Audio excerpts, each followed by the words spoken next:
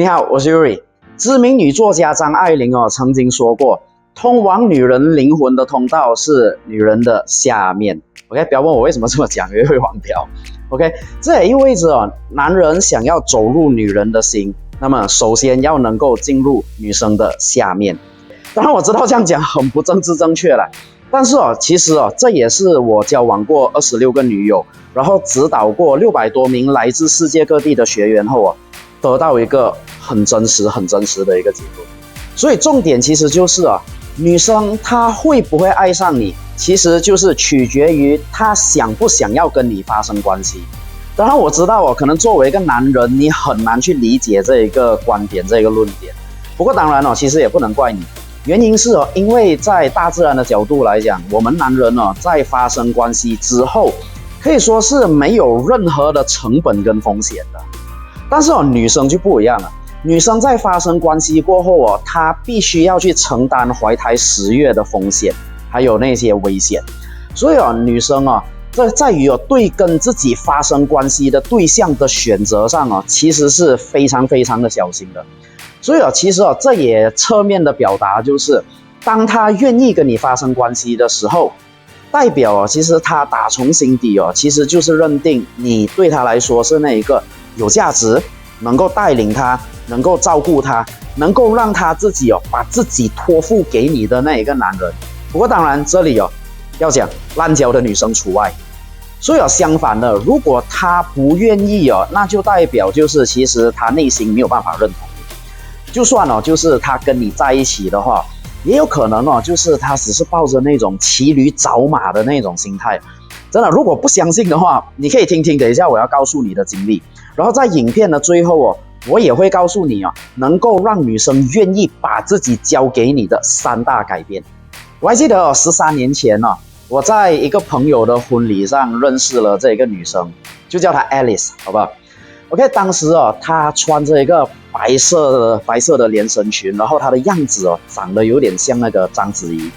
我还记得就是我去跟她要联系方式的时候，真的我的心跳的速度有点像以前大学的时候要上台演讲的那个感觉一样，手心冒汗然后有点结巴的对她说，我可以要你的电话号码吗？她当下她面无表情看了我一下，然后后来就带着一个淡淡的微笑说，好啊，不过你不要半夜打给我叫我起床尿尿真的，我当时超级开心，我当时的开心就像是那种小时候在宝可梦游戏里面抓到梦幻的那个感觉一样真的，我就差没有跳起来而已。不过当时我不知道一件事，那就是其实对我来说这会是一个悲剧的开始。后来我就开始对他进行了长达1年的追求，送早餐送宵夜，带他去买那些我自己都不舍得买给我自己的东西。然后他心情不好的时候，我会陪他聊天，安慰他到凌晨，直到他睡着。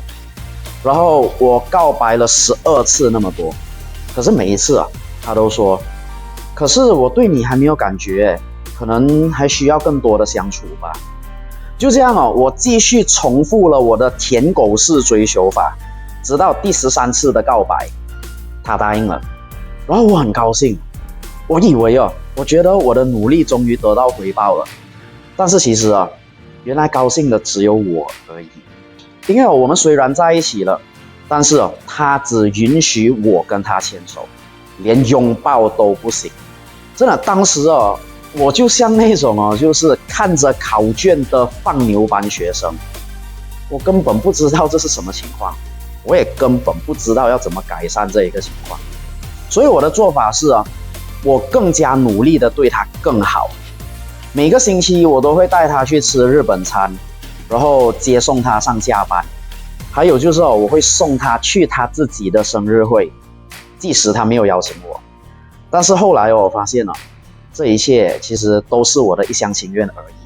因为在我们在一起的4个月后，他突然间跟我提分手，原因是他也很直白的告诉我他喜欢上了别人。那时候真的我哭着求他不要离开我，不要走，想想我对他的付出。但是他还是冷冷的讲了一句你值得更好的。然后他就把我直接封锁掉了。然后后来我就开始研究恋爱学，钻研如何吸引女生，也陆陆续续的交了几个女朋友。然后直到5年后的某一天，我的 FB 突然收到了一封信息。对，你猜的没错，是他。其实当下我真的不知道是他，因为其实那个时候我已经游戏人间到就是几乎忘记他的存在了。他问我最近还好吗？真的，我可以告诉你，我当下的想法是关你屁事。不过当然啦，后来我还是用很正常的态度去跟他聊。但是很奇怪这一次不一样了。他很明显不像以前的那么的冷漠。然后他还主动的约我一起出去要吃甜品，因为我拒绝了他一次，所以就是他的第2次邀约的时候其实我才去赴约。不过这一次我就完完全全没有了那种舔狗属性我就用我自己研究出来的方法、研究出来的方式去跟他互动，去跟他聊天。反而这个时候他有了那种好像是我女朋友的那个样子。因为他会主动来抓我的手臂，主动来碰我，还会一直靠近就是靠到我旁边来，想要跟我合照。你可能会很好奇为什么会有那么大的反转呢？不要担心，我会在影片的最后告诉你。然后有一次我记得还是在端午节的附近，他说他最近在学烹饪，然后所以他就做了几道菜，希望我去他家帮他试毒。然后试完毒之后幸好我没有被毒死，他就拿出了一瓶红酒，然后我们就开始聊起了这5年内彼此之间的经历。然后结果他突然问了一句：如果你现在有时光机的话，你会怎么做？其实当初我真的没有想很多的情况下，我就跟他说我会回到过去，阻止我自己去认识你。听到这一句话他很明显有一点失落。我就问他，那你呢？他说我会回去跟你说对不起。然后我就看着他的眼睛，然后跟他说，其实现在道歉也还来得及。然后因为我们靠得够近的缘故，我就亲了一下他的嘴唇。结果不亲还好，一亲了过后他反过来亲着我不放。然后我就慢慢把手伸进他的衣服里面。然后由于会黄标的缘故，之后的内容我就不讲解了，你们可以去参考你们喜欢的番号。后来整个过程结束过后他在床上要求可不可以复合，我说好。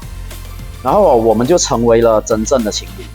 而且他就这次我们成为情侣过后他也没有像以前一样就是基本不准我碰他，也没有就是再把我当成舔狗来利用。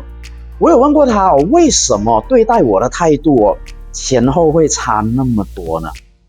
他说是因为他感觉我以前真的很不 man， 只会对他阿谀奉承。现在我反而像是一个真正可以让他有感觉的男人。